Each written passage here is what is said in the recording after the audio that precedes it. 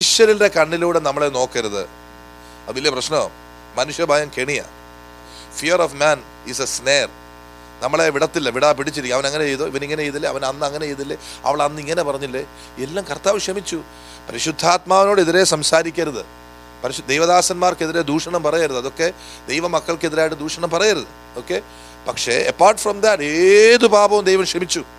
ക്ഷമ ചോദിച്ചാൽ ക്ഷമിച്ചു കഴിഞ്ഞു. Okay okay. അപ്പോൾ അവിടെയാണ് പരീക്ഷന്മാർ പ്രമാണം കൊണ്ടുവരുന്നത്. അയ്യോ അവൻ അങ്ങനെ ചെയ്തില്ലേ, അത് പ്രമാണപ്രകാരം ശരിയാണോ? യേശു പറഞ്ഞ ഓക്കെ പറ്റിപ്പോയി, ചെയ്തു. ചോദിക്കട്ടെ, ഒരുത്തൻ കൊലപാതകം ചെയ്തു, അവനെ ജയിലിൽ പിടിച്ചിട്ടു. അവൻ യേശുവിനോട് ക്ഷമ ചോദിച്ചാൽ അവനോട് യേശു ക്ഷമിക്കുമോ? ഒരിക്കലും ഇവിടുത്തെ ഒരു കറുത്ത വർഗ്ഗക്കാരി 10-30 വർഷം മുമ്പ് അവൾ ഒരാളെ കൊന്നു, കൊച്ചുവച്ച ഒരാളെ കൊന്നു, അവളെ ജയിലിൽ പിടിച്ചിട്ടു.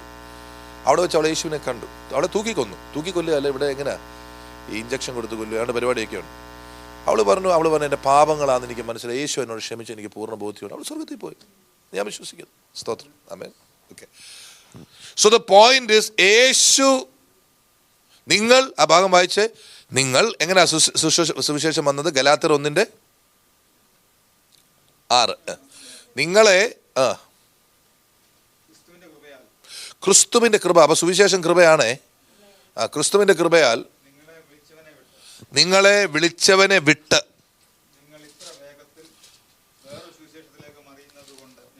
കണ്ടോ, നിങ്ങളെ വിളിച്ചവനെ വിടുന്നത്, അതായത് ആ ബന്ധത്തിൽ നിന്നും നിങ്ങൾ മാറിപ്പോകുന്നതാണ് പ്രശ്നം. ഞാനും നിങ്ങളുമല്ല. എപ്പോഴും ഓർത്തോണം, പുതിയ നിയമത്തിന്റെ രീതി അനുസരിച്ച് ബന്ധം വിട്ടുപോകുന്നതാ പ്രശ്നം. ആരുമായിട്ടാ? യഥാർത്ഥ സുവിശേഷം എന്ന് പറഞ്ഞാൽ യേശുവാണ്. യഥാർത്ഥ സുവിശേഷം പറഞ്ഞാൽ യേശുവുമായിട്ടുള്ള എൻ്റെ ബന്ധമാണ്. ഇന്നലെ വരെ എനിക്ക് യേശുവുമായിട്ട് ബന്ധമുണ്ടായിരുന്നു. നാളെ എനിക്ക് യേശുവിൻ്റെ ബന്ധമില്ലാതെ നടക്കാം. പക്ഷെ എനിക്ക് ആത്മീയനായിരിക്കാൻ പറ്റുമോ? പറ്റും. ഞാൻ പറയുന്നത് ശ്രദ്ധിച്ച് കേട്ടോണം. യേശുവുമായിട്ടുള്ള ബന്ധം എനിക്ക് നഷ്ടപ്പെട്ടാലും എനിക്ക് ആത്മീയനായി തുടരാം. പ്രഹസനമൊന്നുമല്ല. ഓക്കെ, പ്രൂവ് ചെയ്യാം. എഫേസ്യർക്ക് ഇതല്ലേ, നിങ്ങളെല്ലാവരും എന്നോട് ഉണ്ടല്ലോ അല്ലേ? നിങ്ങളെ വെളിപ്പാട് പുസ്തകം, കർത്താവേ നിനക്ക് മഹത്വം. വെളിപ്പാട് പുസ്തകം 2-ാം അധ്യായത്തിൻ്റെ 5-ാമത്തെ വാക്യം നോക്കിക്കേ. എൻ്റെ കർത്താവേ, ഇതെന്തൊരു ഭയങ്കരം ഇത്.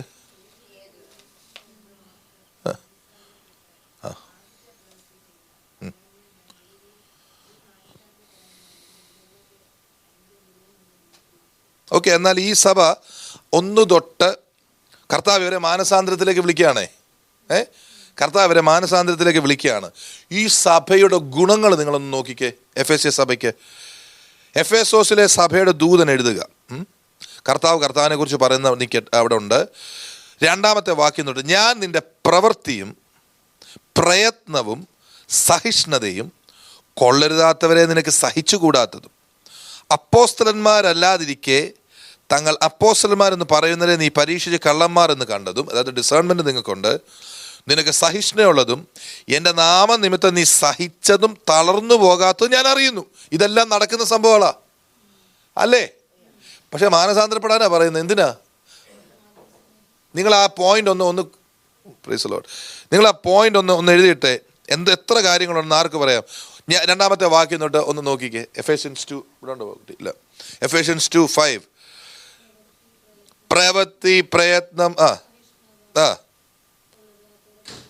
4, 5, 6, 7, അത് 7 കൂട്ടാം. 7 കാര്യങ്ങൾ കർത്താവ് അവർക്ക് ടിക്ക് മാർക്ക് ഇട്ടിരിക്കുക. അത് തെറ്റാണോ? അവർ ജ്വലിച്ചു നിൽക്കുന്ന സഭയാ. പക്ഷെ കർത്താവിനെ വറിയുന്ന വിഷയം എന്താ? കർത്താവിന് വറിയൊന്നുമില്ല. കർത്താവ് കൺസേൺഡ് ആയിട്ടുള്ള വിഷയം എന്തുവാ? നിന്റെ ആദ്യ സ്നേഹം വിട്ടുകളഞ്ഞെന്ന് ഒരു കുറ്റം. കർത്താവ് കുറ്റം പറഞ്ഞതുണ്ടോ? അത് ട്രാൻസ്ലേഷനകത്ത് വന്നു പോയതാ. പക്ഷെ കർത്താവ് കുറ്റമൊക്കെ പറയാൻ എടുക്കണ എന്ന് പറഞ്ഞാൽ നമ്മുടെ കുഞ്ഞെ നോ എന്നൊക്കെ പറയും കർത്താവ്. പരിശുദ്ധാത്മാവ്, നിങ്ങൾ വിചാരിക്കരുത് പരിശുദ്ധാത്മാവ് എപ്പോഴും നമ്മളെ അങ്ങ് ബട്ടർ ചെയ്ത് നടക്കുക. No, he corrects us and he has the right to do it. നിങ്ങൾ സഭയായിട്ട് സമ്മതിക്കുന്നുണ്ടല്ലോ. കാരണം സ്നേഹിക്കുന്ന അപ്പൻ മക്കളെ സ്നേഹിക്കുന്നെങ്കിൽ ഒരു കാര്യം എനിക്ക് ഇഷ്ടം പോലെ കിട്ടിയിട്ടുണ്ട്.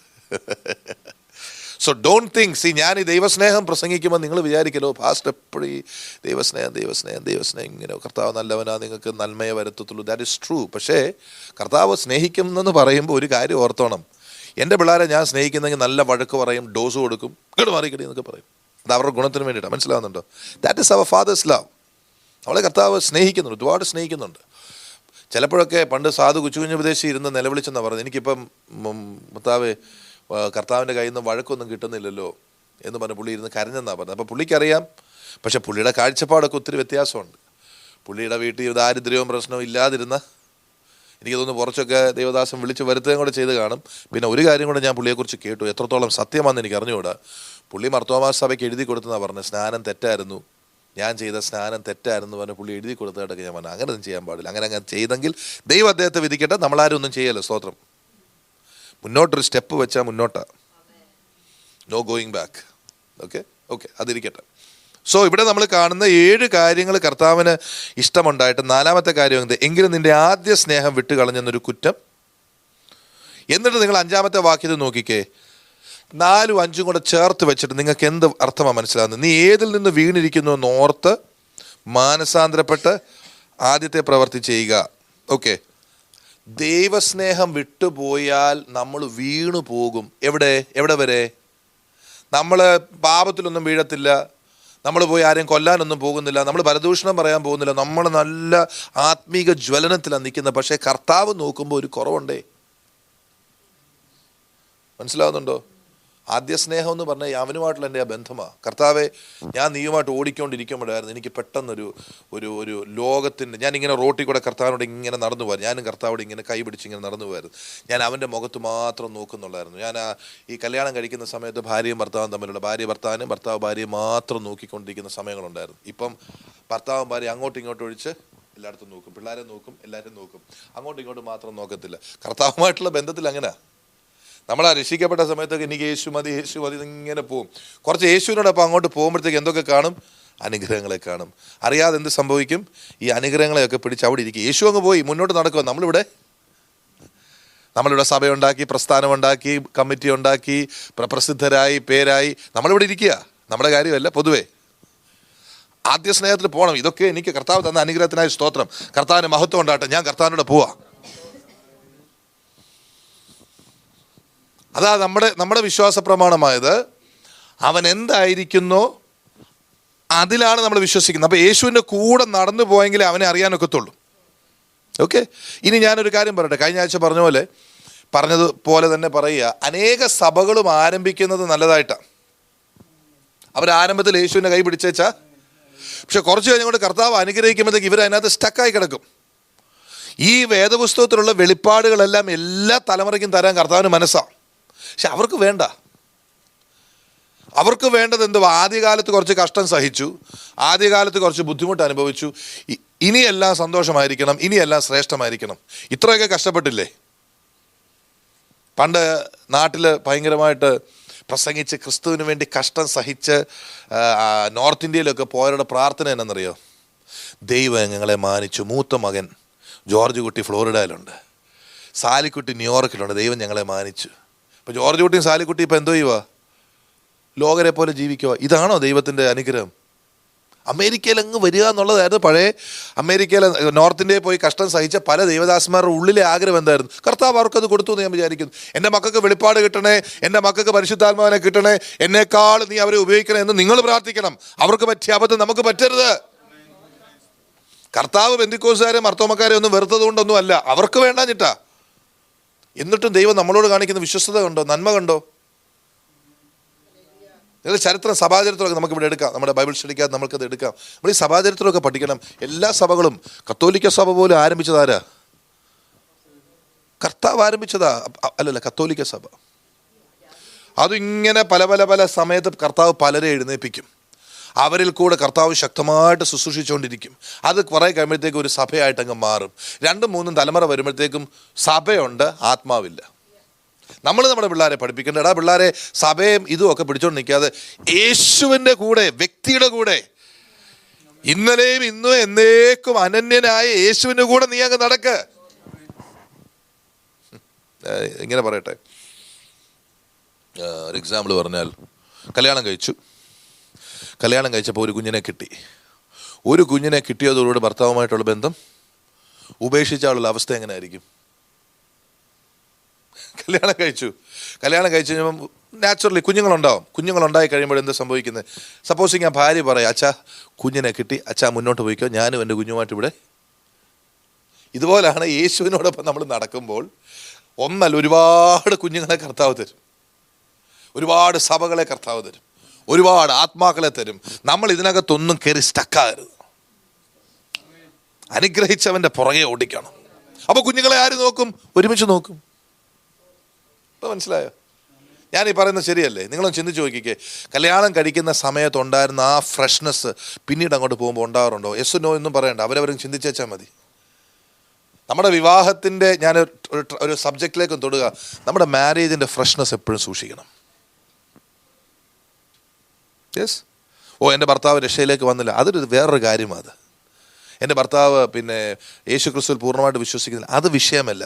Keep the freshness of a marriage. Okay, അടുത്ത വർഷം നമുക്കൊരു ഫാമിലി സെമിനാർ ആൻഡ് കൗൺസിലിംഗ് ഒക്കെ പ്ലാൻ ചെയ്യുന്നുണ്ട്. ജെനുവിൻ അനോയിൻറ്റഡ്, ചുമ്മാ ഉപദേശമല്ല. ഭർത്താവ് സ്നേഹിക്കണം, ഭാര്യ കീഴ്പ്പെട്ടിരിക്കണം, അത് ഉപദേശമാണ്.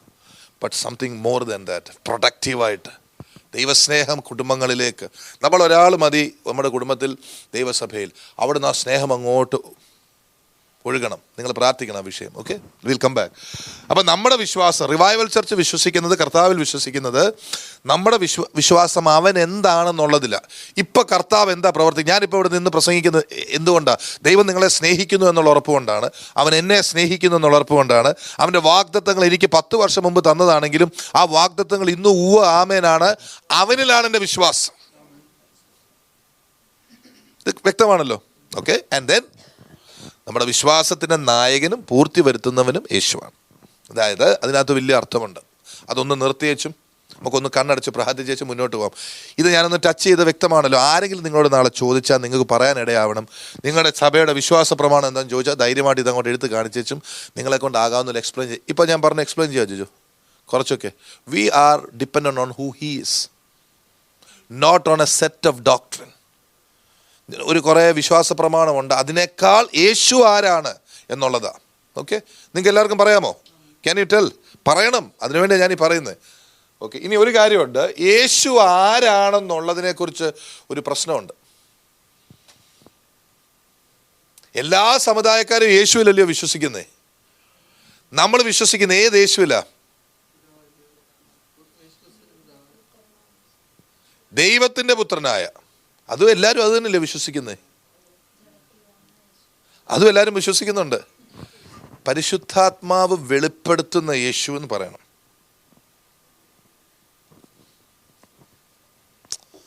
പരിശുദ്ധാത്മാവ് നമുക്ക് വെളിപ്പെടുത്തുന്ന യേശുവിനെ എവിടെ കാണാൻ പറ്റും? അപ്പോൾ മത്തായിയുടെ സുവിശേഷം 16-ാം അധ്യായം എടുത്ത്, പരിശുദ്ധാത്മാവ് വെളിപ്പെടുത്തുന്ന യേശു. നമ്മുടെ കർത്താവായ യേശു ക്രിസ്തു ലോകത്തിൽ വന്നപ്പോൾ, ഹല്ലേലൂയ, മത്തായി 16:11,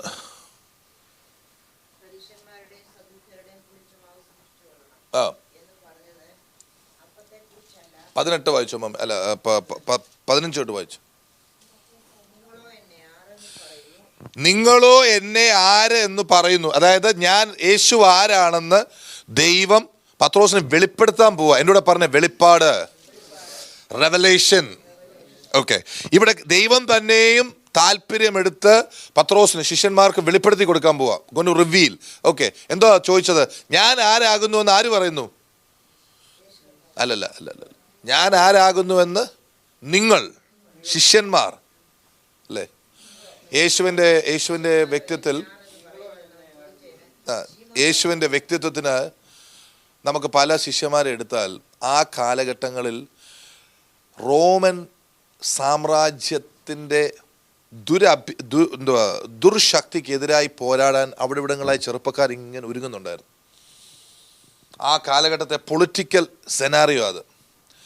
നിങ്ങൾ ആക്സ് 5 വായിച്ചാൽ നിങ്ങൾക്ക് കാണാം. തടിയൂസ് എന്ന് പറഞ്ഞ ഒരുത്തനുണ്ട്. അവൻ എഴുന്നേറ്റു, 100-400 പേരെ കൊണ്ട് എഴുന്നേറ്റു, അവൻ വീണു. ഇവരുടെ എല്ലാ ലക്ഷ്യം എന്തോ? റോമൻ ഗവൺമെൻറ്റിനെ തോൽപ്പിക്കണമെന്നുള്ളതാണ്. അപ്പം ഇവര് യേശുവിൻ്റെ അടുത്ത് വന്ന് യൂദാസൊക്കെ അങ്ങനെ വന്നാന്നൊരു ചിന്ത എനിക്കുണ്ട്.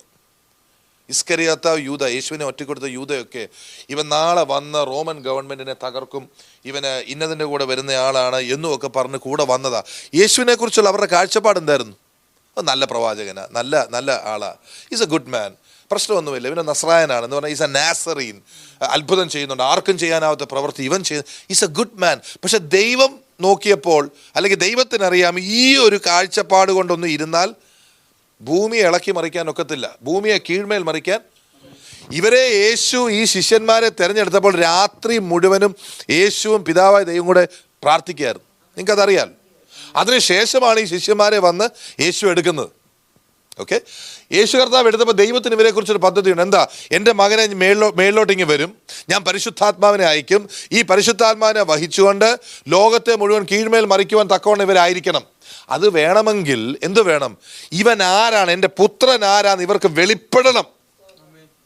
ആ ബോധവൽക്കരണം മനസ്സിലായോ? വാക്കിൻ്റെ അർത്ഥം മനസ്സിലായോ? വെറുതെ ദൈവത്തിൻ്റെ പുത്രനാണെന്ന് യേശു പറഞ്ഞു, ഞാനാകുന്നവൻ ഞാനാകുന്നു എന്ന് ഇതിനു മുമ്പേ പറഞ്ഞിട്ടുണ്ട്, എൻ്റെ പിതാവ് എന്നിൽ വസിക്കുന്നൊക്കെ അവർ പറയും. അവർക്കൊന്നും മനസ്സിലായിട്ടൊന്നുമില്ല. അവർ പറഞ്ഞ യേശു നല്ല മനുഷ്യനാണ്, അവരൊക്കെ കർത്താവ് പറഞ്ഞുകൊണ്ട് സ്തോത്രം എന്നൊക്കെ പറഞ്ഞ് അവിടെ ഇരുന്നു. പക്ഷേ ഇനിയും വെളിപ്പാടിൻ്റെ ലെവലിലേക്ക് അവർ വരണം. ഞാനിപ്പോൾ സഭയ്ക്ക് വേണ്ടി പ്രാർത്ഥിക്കുന്നത് എല്ലാവർക്കും ആ വെളിപ്പാട് കിട്ടണം, വചനത്തിൽ നിന്ന് വെളിപ്പാട് കിട്ടണം. That's A different thing. അങ്ങനെ അവരെ വെളിപ്പാടിലേക്ക് കൊണ്ടുവരാൻ വേണ്ടിയിട്ടാണ് യേശു ഈ ചോദ്യം ചോദിക്കുന്നത്. ഞാൻ ആരാ നിങ്ങൾക്ക് തോന്നുന്നു? വായിച്ചേ, ഞാൻ ആരാകുന്നുവെന്നാ നിങ്ങൾ പറയുന്നത്?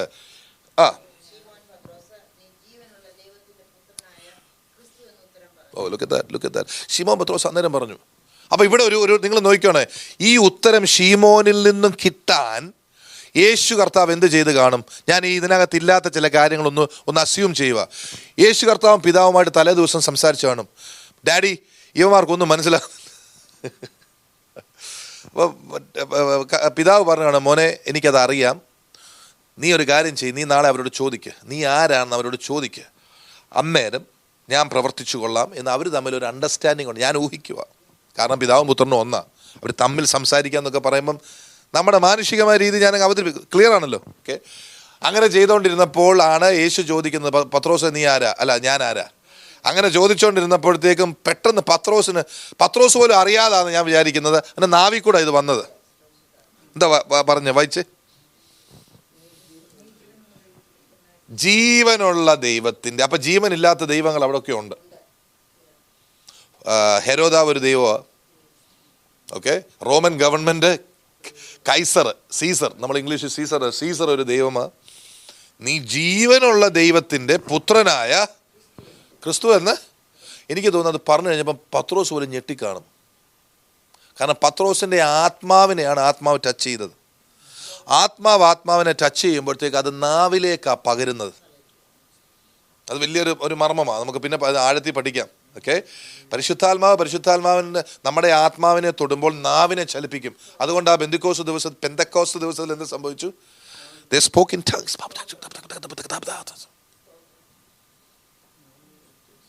ഇന്നലെ ഷീന ടച്ച് ചെയ്യുന്നു അല്ലേ? നാവ് തരിച്ചു വരുന്നൊക്കെ പറഞ്ഞു കേട്ടു. Okay, praise God. അപ്പോൾ ഇങ്ങനെ പുള്ളിക്കാരൻ സംസാരിച്ചു കഴിഞ്ഞപ്പോൾ എന്ത് സംഭവിച്ചു?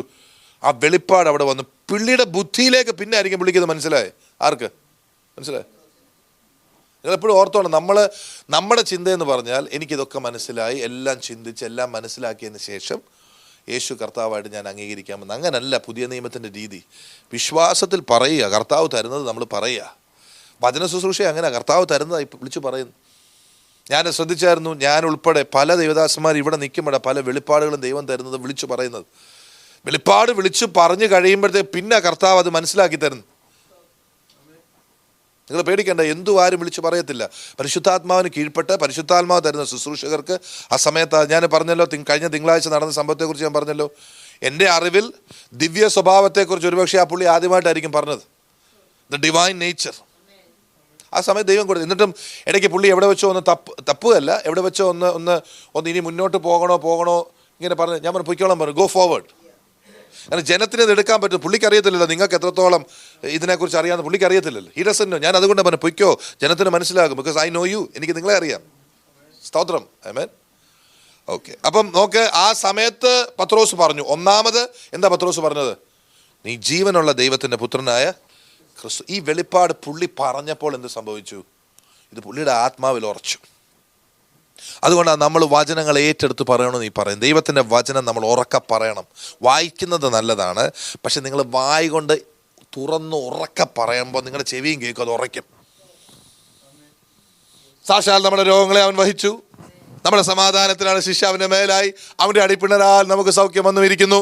നിങ്ങൾ ഓർക്കുന്നോ, പഴയ കാലത്തൊക്കെ അപ്പച്ചന്മാരും അമ്മച്ചിമാരൊക്കെ വീട്ടിൽ നിന്ന് നീട്ടി വായിക്കുമായിരുന്നു. അങ്ങനെയൊക്കെ അനുഭവം ഉണ്ടായിട്ടുണ്ടോ? അവർ വചനം എടുത്തു വെച്ചും വായിക്കുമായിരുന്നു. നല്ല രസമാണ് കേൾക്കാനൊക്കെ. മത്തായിയുടെ സുവിശേഷത്തിൽ കർത്താവ് അവരോട് പറഞ്ഞത് എന്തെന്നാൽ, വീട്ടിലിരുന്ന് വായിക്കും, ഉറക്കെ വായിക്കുന്നതിനകത്തൊരു പ്രത്യേകതയുണ്ട്. ഇനിയും പോട്ടെ, ഹൈന്ദവരാണെങ്കിൽ പോലും നാമം ജപിക്കുന്ന നിങ്ങൾക്കറിയോ? Why do they do that?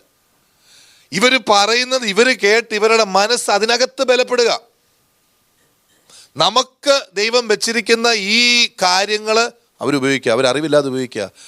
എന്തുകൊണ്ട് അവരുപയോഗിക്കുന്നത്? അവർക്ക് എവിടെ നിന്ന് കിട്ടിയ ഐഡിയ? വചനം പറയുന്നത് ജാതികൾക്ക് പോലും ദൈവത്തെക്കുറിച്ച് അറിയാവുന്നത് അവരുടെ ഉള്ളിലുണ്ട്. റോമർക്കെഴുതിയ ലേഖനത്തിലുണ്ട്. അങ്ങനെയാണെങ്കിൽ മക്കളാണെന്ന് നമുക്ക് എന്തുകൊണ്ടത് ഉപയോഗിച്ചുകൂടാ? മക്കളായതുകൊണ്ടും നമ്മൾ വചനം നമ്മുടെ വീട്ടിലിരുന്ന് ഫാമിലി പ്രയർ ഉള്ളവർക്കായി സ്തോത്രം, നിങ്ങൾ ബൈബിൾ തുറക്ക വായിക്കണം. പിള്ളേർ കേൾക്കും, നമ്മളും കേൾക്കും, നമ്മളും വളരും. പിള്ളേരെ കൊണ്ട് വായിപ്പിക്കണം, വചനം വായിപ്പിക്കണം, ഉറക്കെ വായിപ്പിക്കണം, ഏറ്റവും വലിയ ശബ്ദത്തിൽ വായിപ്പിക്കണം. ഓക്കെ, കർത്താവ് നമുക്ക് വെളിപ്പാട് തരുമ്പോൾ നമ്മളത് പറയുമ്പോൾ നമ്മളതിൽ ഉറയ്ക്കും. ഇപ്പം പത്രോസിന് നല്ല ഉറപ്പായി. താഴോട്ട് വായിച്ചേ, എന്താ സംഭവിക്കുന്നുള്ള പത്രോസിന്റെ ജീവിതത്തിൽ.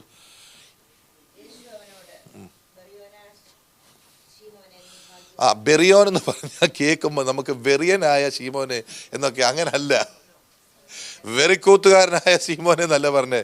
ബർ ജോന എന്നതിൻ്റെ ബർ എന്ന് പറഞ്ഞാൽ സൺ ഓഫ് പീറ്റർ, അല്ല സൈമൺ സൺ ഓഫ് ജോന എന്ന് അർത്ഥം. ഇത് ഞാനൊക്കെ കൊച്ചിലെ സൺഡേ സ്കൂളിലൊക്കെ ഞങ്ങളുടെ ടീച്ചർമാരും ഒക്കെ വെറിയോനായ ശീമോനെ, ഞാൻ ഓർക്കും ഇവൻ ഇത്ര കൊള്ളരുതാത്തവൻ. Praise God. ഓക്കെ, അത് മലയാളത്തിൽ അത് ട്രാൻസ്ലേറ്റ് ചെയ്തത് ബെറിയോൻ എന്ന വാക്കൊന്നുമില്ല, ബർ ജോന, ജോനായുടെ മകൻ. അപ്പൊ പത്രോസിന്റെ അപ്പന്റെ പേര് എന്നാന്ന് ചോദിച്ചാൽ, ജോനായുടെ വേറൊരു ആവിഷ്കാരമാണ് നൈനാൻ. അതറിയാം നിങ്ങൾക്ക്? Praise lord. അതിരിക്കട്ടെ, പ്രൈസ് ലോർഡ്. അല്ലല്ലോ, ഒരു സാക്ഷ്യമാണ് നടന്നു വരുന്നത്. സ്തോത്രം. ഓക്കെ, ബെറിയോനായ ശീമോനെ, നീ ഭാഗ്യവാൻ, നീ അനുഗ്രഹിക്കപ്പെട്ടവൻ. Praise Lord. നീ അനുഗ്രഹിക്കപ്പെട്ടവൻ. ജഡരക്തങ്ങളല്ല, നിന്റെ ബുദ്ധിയല്ല, നിന്റെ കഴിവല്ല, നിന്റെ ബൈബിൾ കോളേജ് അല്ല. ബൈബിൾ കോളേജിൽ പോകുന്നത് നല്ല കേട്ടോ, നിങ്ങൾ ചിലരൊക്കെ പോകണം. പക്ഷേ ബൈബിൾ കോളേജ് അല്ല നിങ്ങൾക്ക് വെളിപ്പാട് തരുന്നത്, പരിശുദ്ധാത്മാവ് തരുന്നത്. സ്തോത്രം, സ്തോത്രം, സ്തോത്രം, സ്തോത്രം, സ്തോത്രം. ഹല്ലേലൂയ. സഹോദരി ഓക്കെ ആണോ? സഹോദരി ഓക്കെ? Show okay. ജഡരക്തങ്ങളല്ല,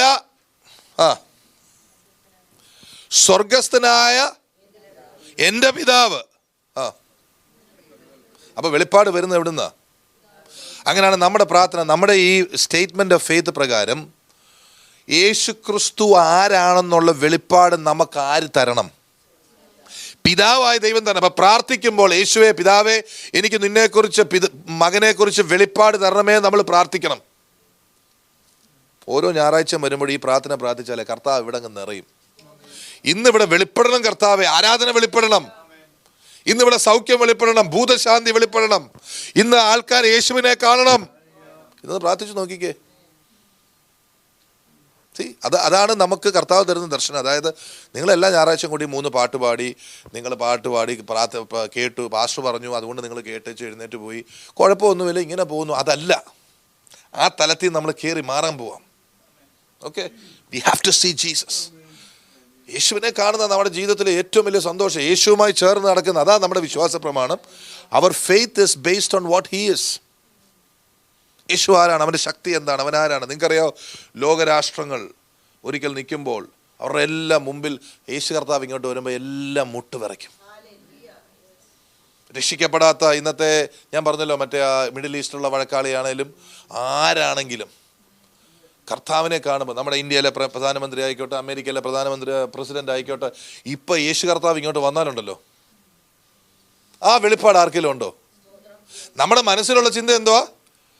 നല്ല ഇടയൻ, പാവം, അയ്യോ കഷ്ടം തോന്നുന്നു, യേശുവിനെ കണ്ടാൽ നമുക്കൊരു ഉമ്മയും കൂടെ കൊടുക്കാമെന്ന്, പാവം, അങ്ങനെ ഒരു പിക്ചർ നിങ്ങൾ കണ്ടിട്ടുണ്ട്? ഒരു നല്ല ഇടേൻ്റെ ഒരു വടിയൊക്കെ പിടിച്ചും ഇങ്ങനെ. അങ്ങനെയൊന്നും അല്ല കർത്താവ് വരുന്നത്. He is going to come in his glory, in his entire glory. അവനെ കാണുമ്പോൾ ലോക രാഷ്ട്രങ്ങൾ വിറയ്ക്കുമെന്നാണ് പറഞ്ഞത്. ആ കർത്താവിനെ നമ്മൾ ആരാധിക്കുന്നത്. ആ യേശു വെളിപ്പെട്ടാൽ, കർത്താവിന്റെ ഹൃദയത്തിൽ തരുന്ന പാട്ട് എന്താണെന്നറിയോ? നിര നിര നിരയായി അണിനിരന്നിടുവിൻ കുരിശിൻ പടയാളികളെ, നിര നിര നിരയായി അണിനിരന്നിടുവിൻ കുരിശിൻ പടയാളികളെ, ജയ ജയ ജയ കാഹളമു തീരുവിൻ ജയവീരനാമേശുവിന്, ജയ ജയ ജയ കാഹളമു തീരുവിൻ ജയവീരനാമേശുവിന്. യഹോവാ ദൈവമാം വിശുദ്ധ ജാതി നാം അവനവകാശമാം ജനം. യഹോവാ ദൈവമാം വിശുദ്ധ ജാതി നാം അവനവകാശമാം ജനം. Hallelujah. He's our supreme commander.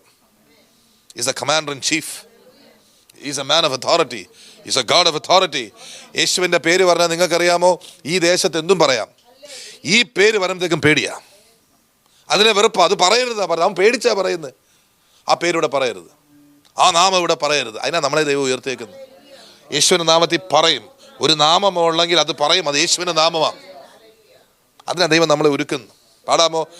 നിര നിര നിരയായി അണിനിരന്നിടുവിൻ കുരിശിൻ പടയാളികളെ, നിര നിര നിരയായി അണിനിരന്നിടുവിൻ കുരിശിൻ പടയാളികളെ, ജയ ജയ ജയ കാഹളമൂതിടുവിൻ ജയവീരനാമേശുവിന്,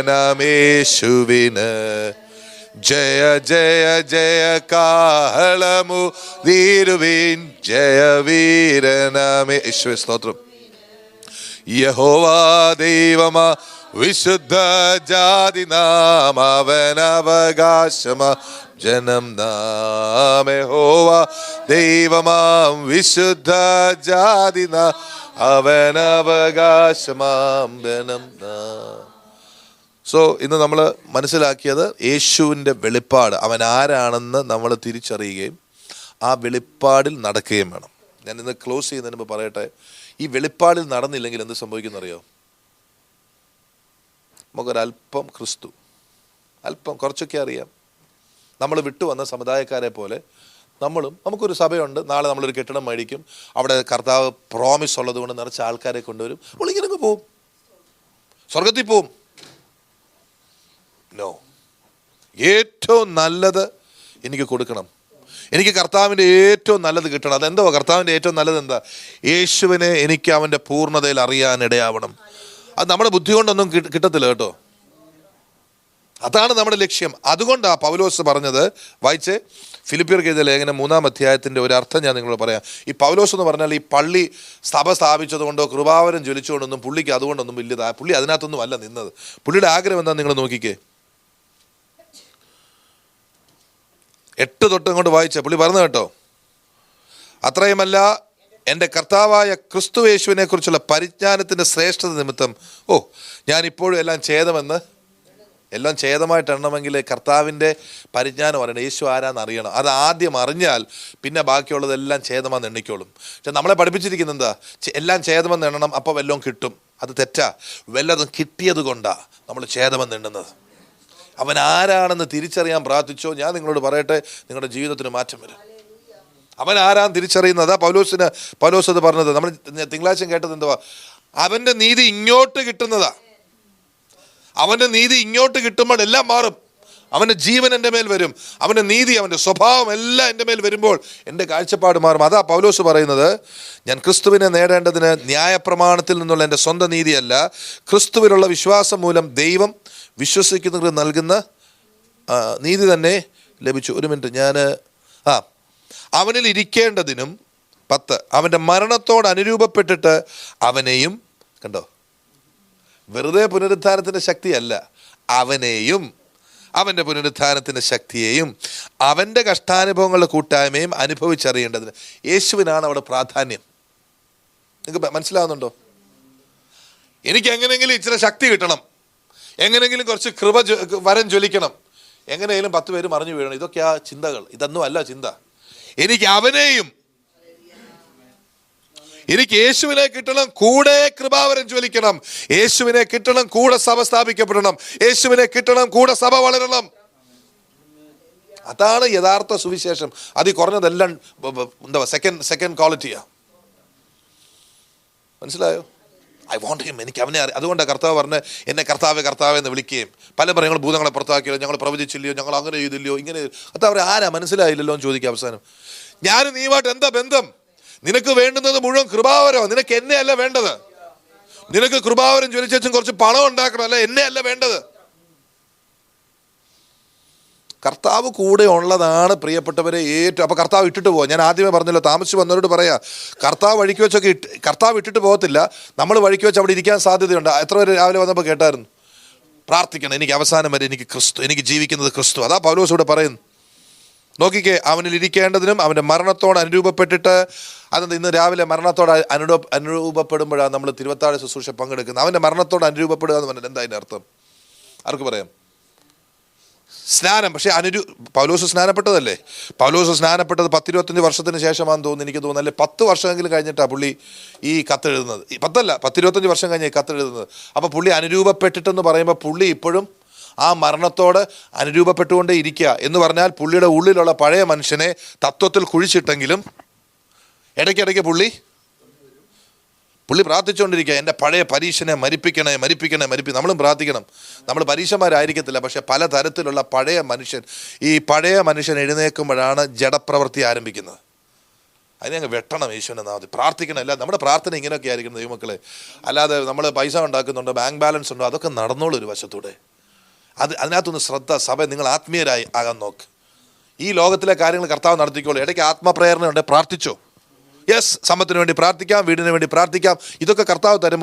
മുന്നേ അവൻ്റെ രാജ്യവും നീതി അന്വേഷിക്കാനാണ് കർത്താവ് പറയുന്നത്.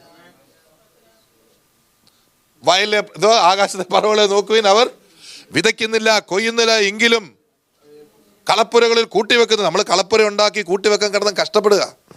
എല്ലാ മാസവും നോക്കുമ്പോൾ കളപ്പുരയ്ക്കകത്തൊന്നുമില്ല. അപ്പോഴത്തേക്ക് ആത്മീയവും തീർന്നു. ഇതാണ് ആത്മീയം. ഇതൊന്നും അല്ല ആത്മീയം. കഷ്ടം. ഇതല്ല ആത്മീയം. അത് പരീക്ഷന്റെ ആത്മീയമാ. ബാങ്കിൽ ബാലൻസ് ഇല്ലെങ്കിൽ പോകുന്ന നിന്റെ ആത്മീയമല്ല. നിന്റെ ജഡം കൊണ്ട് നീ ഉണ്ടാക്കി വെച്ച മൺകൂനയാ. അതിനെ യേശുവിന്റെ നാമത്തിൽ പൊളിച്ചുകളാ. എന്നിട്ട് ആത്മാവിടെ വ്യാപരിക്കട്ടെ. ജഡത്തിലുണ്ടാകുന്ന മൺകൂനയ്ക്കകത്ത് വേറൊരുത്തൻ നിൽക്കാൻ സാധ്യതയുണ്ട്. അവനോടും ഇറങ്ങണമെന്ന് പറയണം. നമ്മൾ പലതും കണ്ടിട്ടില്ല. പറയണം, ബാങ്കിൽ ഉണ്ടല്ലോ ഇല്ലല്ലോ, എൻ്റെ ദൈവമുണ്ട്, സ്തോത്രം. യേശു ലോകത്തിൽ അങ്ങനെയാ ജീവിച്ചത്. ടാക്സിന് വന്നപ്പോൾ എന്നാ പറഞ്ഞു പത്രോസേ? ആ മീൻ്റെ വായിക്കകത്ത് അതിനെ ഇങ്ങനെ പിടിച്ചോളാൻ പറഞ്ഞു. അത് നമുക്കുള്ള വിശ്വാസമാണ്. എത്ര പേർക്ക് മനസ്സിലാവുന്നുണ്ട്? ഹല്ലേലൂയ, സ്തോത്രം. നോക്കിക്കേ, ഈ ഭാഗം കൂടെ നമുക്ക് തീർക്കാം. അവനിൽ ഇരിക്കേണ്ടതിന് അവൻ്റെ മരണത്തോട് അനുരൂപപ്പെട്ടിട്ട് അവൻ്റെ കഷ്ടാനുഭവങ്ങളുടെ കൂട്ടായ്മയും അനുഭവിച്ചറിയണം. ഇതെന്തൊരു മനുഷ്യനായത്! പുള്ളിക്ക് ക്രിസ്തുവിൻ്റെ കഷ്ടാനുഭവം തിരിച്ചറിയണമെന്ന്. എന്തായിരിക്കും ആ കഷ്ടാനുഭവം? പറയാമോ? ഞാൻ നിങ്ങളോട് ഉറപ്പായിട്ട് പറയാം, നിങ്ങൾ കർത്താവായ യേശു ക്രിസ്തുവിന് വേണ്ടിയിട്ടാണ് ജീവിക്കുന്നതെങ്കിൽ തീർച്ചയായിട്ടും നിങ്ങൾക്ക് എതിർപ്പുണ്ടാവും. നമ്മുടെ കയ്യിലിരിപ്പുകൊണ്ടുള്ള എതിർപ്പല്ല ഞാനീ പറയുന്നു. നമ്മുടെ ശിഷ്യയ്ക്ക് തക്കവണ്ണമുള്ള നമ്മുടെ ചില സ്വഭാവങ്ങൾ കാരണം നമുക്ക് പ്രശ്നം ഉണ്ടാകാം. സംസാരിക്കേണ്ടതുപോലെ സംസാരിക്കേണ്ടതുകൊണ്ട് പ്രശ്നം ഉണ്ടാകാം. പരിജ്ഞാനമില്ലാതെ പ്രവർത്തിക്കുന്നതുകൊണ്ട് പ്രശ്നമുണ്ടാകും. ഞാൻ അതിനെക്കുറിച്ചല്ല പറയുന്നത്. നിങ്ങൾ യേശുവിന് വേണ്ടി ആത്മാർത്ഥമായിട്ട് നിൽക്കുക. ഉദാഹരണത്തിന് നമ്മൾ തിങ്കളാഴ്ച നടത്തിയ പ്രോഗ്രാമിന് എന്തെല്ലാം പ്രശ്നങ്ങളുണ്ടായിരുന്നു. ഫേസ്ബുക്കിൽ നമ്മളൊരു ഒരെടുത്തിട്ടതേ ഉള്ളൂ. ഏതാ യു സോ ഇറ്റ്. എന്തൊരു പ്രയാസം നാട്ടുകാർക്ക്. നമുക്ക് കർത്താവ് തന്ന ശുശ്രൂഷയെ, നമുക്ക് തന്ന സ്വാതന്ത്ര്യത്തിൽ, നമ്മുടെ ഹാളിൽ നമുക്ക് ഇഷ്ടമുള്ളവരെ വിളിച്ച് നമ്മൾ മീറ്റിംഗ് നടത്തുന്ന നാട്ടുകാർക്ക് എന്താ പ്രശ്നം? ഞാൻ എല്ലാവരും വിളിച്ചില്ലല്ലോ അതിനകത്ത്. ഞാൻ നമ്മുടെ ആൾക്കാരെയും നമ്മളെപ്പോലുള്ള കുറച്ച് പേരും വരണമെന്നല്ലേ പറഞ്ഞുള്ളൂ. ആരാൻ്റെ വീട്ടിൽ നടക്കുന്ന കാര്യത്തിന് നാട്ടുകാർക്ക് എന്ത് ഇത്ര പ്രയാസം? മനസ്സിലാകുന്നുണ്ടോ? എൻ്റെ വിഷയം എന്നാണെന്നറിയോ? എല്ലാവരെയും എപ്പോഴും തൃപ്തിപ്പെടുത്തുന്നതിനൊന്നും അല്ല കർത്താവ്. എല്ലാവരെയും സന്തോഷിപ്പിച്ച്, എല്ലാവരോടും പറഞ്ഞ്, എല്ലാവരെയും കയ്യിലെടുത്ത്, എല്ലാവരും കൂടെ ചേർന്ന് ഇങ്ങനെ ഒരുമിച്ച്, ഇതൊന്നും അല്ല കർത്താവിൻ്റെ പരിപാടി. ഓടിക്കോണം, ക്രിസ്തുവിൻ്റെ പുറകെ ഓടിക്കണം. കർത്താവിന് ആരും ഒന്നും ബോധിപ്പിക്കാനൊന്നുമില്ല. ചേർന്ന് സ്വന്തം പറയോ? കർത്താവിൻ്റെ പദ്ധതി എപ്പോഴാണ്? നിനക്ക് ജീവനുണ്ട്, സമൃദ്ധിയായിട്ടുണ്ട്, എൻ്റെ കൂടെ വാ. നിങ്ങൾ ആലോചിച്ച് നോക്കിയാൽ, കർത്താവ് ശുശ്രൂഷ നടത്തിയപ്പോഴത്തേക്ക് അവിടുത്തെ പരീക്ഷന്മാരെല്ലാം വിളിച്ചൊരു മീറ്റിംഗ് ഒക്കെ കൂട്ടി, പ്രൈസ് ദി ലോർഡ്, കയ്യപ്പച്ച വരണം കേട്ടോ, അന്നാച്ചാനും വരണം കേട്ടോ, ഞാനൊരു ശുശ്രൂഷ തുടങ്ങാൻ പോവാ, നിങ്ങളെല്ലാവരും വരണം കേട്ടോ എന്നുമല്ല യേശു പറഞ്ഞു. ആ തൻ്റെ ഇടം നമുക്ക് നമ്മുടെ സഭയ്ക്ക് ഉണ്ടായിരിക്കണം. ഞാനിവിടെ പല മീറ്റിംഗ് നടത്തുമ്പോൾ പലപ്പോഴും ഇവിടുത്തെ മറ്റ് പാസ്റ്റർമാർ കയ്യപ്പാവെന്നൊന്നും തെറ്റിദ്ധരിക്കരുത്, ഇവിടുത്തെ മറ്റ് ദൈവദാസന്മാരെയൊക്കെ ഒന്ന് വിളിച്ചൊന്ന് ആദരിക്കാൻ. കർത്താവ് പറഞ്ഞു, നോ, നീ മുന്നോട്ട് പോകാൻ എന്നോട് പറഞ്ഞിട്ട്, you go forward, I wanted to respect them. കർത്താവ് പറഞ്ഞു, നോ, അതാ എൻ്റെ ദൈവം. അവരെ മാനിക്കേണ്ടവരെ ദൈവം മാനിച്ചോളൂ. നമ്മളാര്? നമ്മൾ നമ്മുടെ പാട് നോക്കി. അതുകൊണ്ട് ഞാൻ നിങ്ങളോട് ഒരു ദൂത് പറയാം, ഒരു ആലോചന പറയാം. ഈ വെളിപ്പാടിൽ മുന്നോട്ട് പോകാൻ ഇല്ലാത്തവരെ നിങ്ങൾ ഇണയില്ലാപ്പിണ കൂടരുത്. മനസ്സിലാവുന്നുണ്ടോ? അവർക്ക് അത്യാവശ്യം ഇച്ചിരി ബാങ്ക് ബാലൻസും, അത്യാവശ്യം ഇച്ചിരി അനുഗ്രഹവും, അത്യാവശ്യം ഇച്ചിരി കാര്യങ്ങളും, അവർക്കത് മതി. നമുക്കതല്ല. എനിക്ക് യേശുവിനെ കിട്ടണം. അതാ നമ്മുടെ വിശ്വാസം. അതാ എന്താ? We believe that our faith is based on what? അവൻ എന്താണെന്നുള്ളതിലാണ് എൻ്റെ വിശ്വാസം. ഒരു പ്രാവശ്യം പാട്ട് പാടാം.